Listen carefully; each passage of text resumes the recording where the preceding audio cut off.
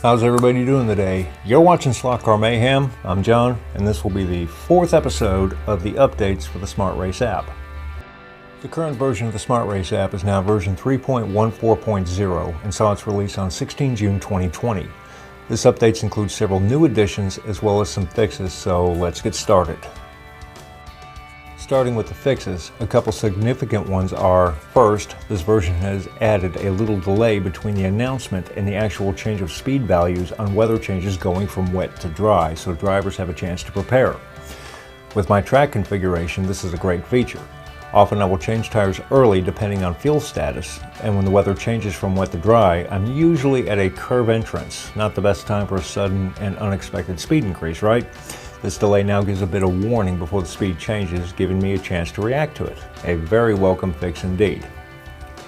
Another fix is speed and brake values on weather changes are now transferred twice with a little delay in between to make sure every car gets the new values. This is very handy, as we all know too well how often it seems that car changes are made right when the car is over the brake at lane changers. This will eliminate these issues as long as the cars are still moving. It should be noted that these fixes are more suited to weather changes when the pause cars on weather change is disabled and the change takes place without the car stopping.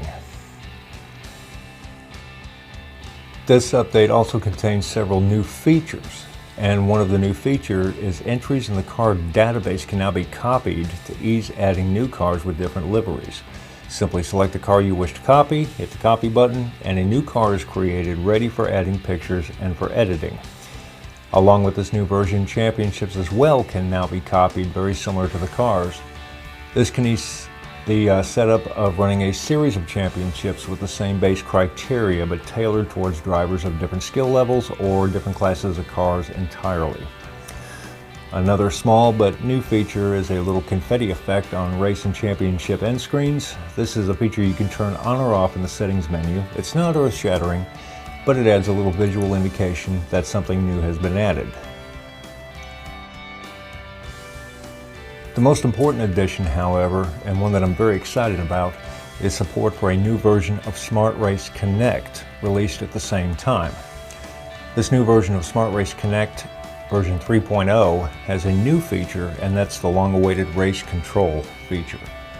Available as a paid plug-in for the Smart Race Connect, the race control feature now allows for starting, restarting, pausing a race, activating the safety cars, both virtual and physical, and assigning penalties to individual drivers. This new feature addition solves my problem of creating a wireless race director station. All that's required now is the Smart Race Connect with a plug-in, and that takes care of it.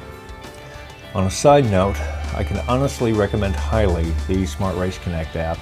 It's simple to connect to other devices to the QR code and has additional paid-in plugins like the pit radio, which announces individual lap times, counts, positions, fuel status on individual drivers' devices. It also offers a pause race button that functions like a track call for each individual connected driver and will announce who paused the race. The main Smart Race Connect is free, but it does require connection to a running version of Smart Race in order to function. So that wraps up this episode to the Smart Race. If you haven't done so, go ahead and grab the 3.14 version of Smart Race as well as the version 3.0 of the Smart Race Connect. It seems this platform keeps getting better and better as time goes by, and this recent package is no exception. If there are any questions or comments, feel free to just hit me up. I'll answer them the best I can. If you haven't done so, go ahead and hit that subscribe and notification button to get the latest updates. And as always, thanks for the comments and the subscriptions, as they really help keep me moving forward, and I very, very much appreciate them. And thanks for watching. We'll see you soon.